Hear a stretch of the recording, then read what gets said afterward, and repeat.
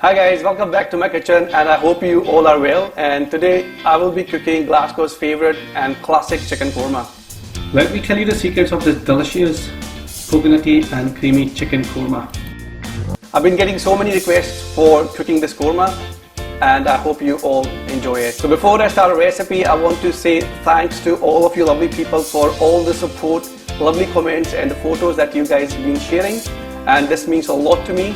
And I hope that you enjoy your lockdown time while cooking my recipe. To get started, dice your chicken breast into small cubes, and you can always use chicken thigh if you prefer more richer and succulent flavour, and don't mind a little bit of a fat as compared to chicken breast. In a mixing bowl, marinate your chicken with yogurt, salt and turmeric and give it a good mix. In a saucepan, add vegetable oil or coconut oil and let it heat up for few minutes on a medium heat.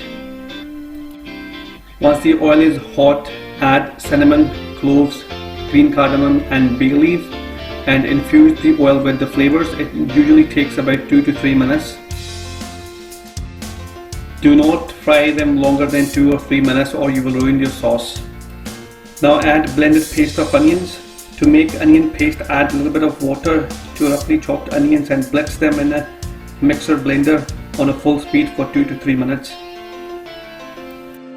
Fry the onion paste on a medium flame for 6 to 7 minutes, stirring continuously.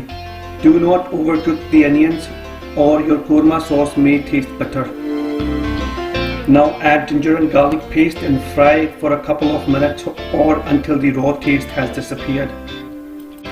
Again, do not overcook your onion and ginger garlic paste. You just have to cook until the raw taste of ginger and garlic have disappeared. Now add deseeded green chilies, coriander powder, garam masala and turmeric powder and pour in some water. Fry for a minute. I need to add a little bit more water and mix well. Now add the marinated chicken and any leftover marinade in a sauce. Coat well with the masala and cover it. Cook it on a low flame without adding any water at this stage.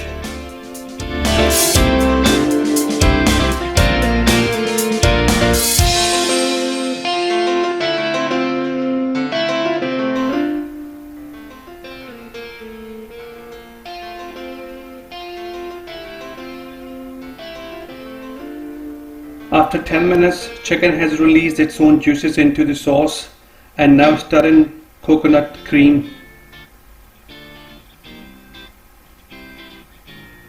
Here I've used the freshly made coconut cream. You can always buy it from the shop. Just make sure you buy a good quality coconut cream and use only the thickest part of the coconut cream and discard any watery bits, as they do not add any taste in your korma sauce. Mix the coconut cream into the sauce well and put the heat down to low.